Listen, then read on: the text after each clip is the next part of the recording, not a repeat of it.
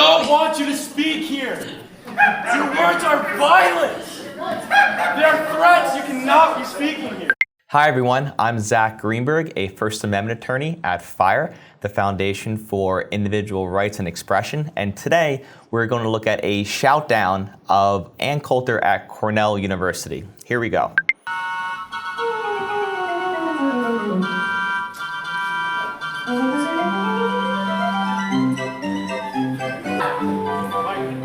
So right away we see Ann Coulter trying to address her audience of around, looks like 50 to 100 people at Cornell, big crowd, and somebody is playing obnoxious music in the audience trying to disrupt her speech. Now this is a classic example of a heckler's veto, which is the use of violence or other substantial disruption to prevent a speaker from speaking. It also prevents the audience from listening to the speaker, and in this case it's preventing Cornell students who are here to listen to Ann Coulter, for better or for worse, to hear her speech. So after the music was being played, it looks like security is removing the student that was causing the disruption. This is the correct response to the heckler's veto because it allows the speaker to continue speaking and the audience to continue listening to Ann Coulter.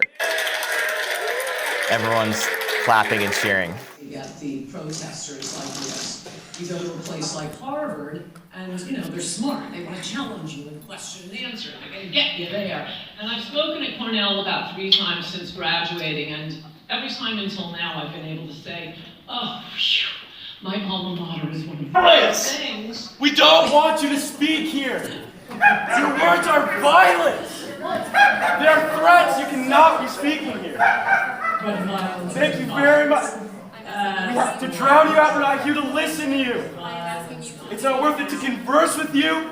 We do not want your ideas here. Leave. Leave. You can take me out. Leave. Leave. We don't want your ideas here. If this takes more than 60 seconds next time, I'm going to wait for security to get a here. little more organized. Your words are violence. Couple things going on here. First, we have a student yelling at Coulter while the speech is going on. This is a great example of a shout down, trying to disrupt the speech by interfering with the audience's ability to listen to what she's trying to say.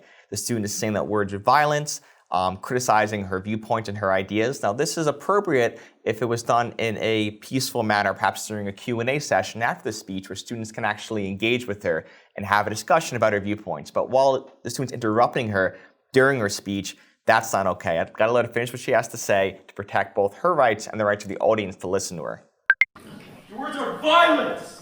Violence isn't. Keeps yelling at her during the speech. You don't want to get killed by ISIS, don't go to Syria. You don't want to get killed by Mexicans. There's nothing I can tell you.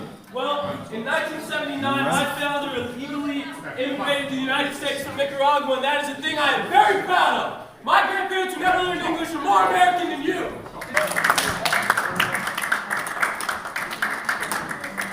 Yes, the university does the right thing here by removing the disruptors from the event. The university has an obligation to protect the hosts of the event, the students' free speech rights to put on the event, to host speakers, and they can do this by addressing disruptions when they do occur. However, the notion that the speech is disrupted to begin with is not good. Students should be able to confront opposing viewpoints by listening to them and engaging with their adversaries instead of silencing them and shutting them down. In this instance, it was a pretty clear heckler's veto, and we encourage students to ensure that they're protecting their free speech rights going forward by not disrupting expressive events and by engaging speakers using Q&A and their own free speech rights and not shutting them down.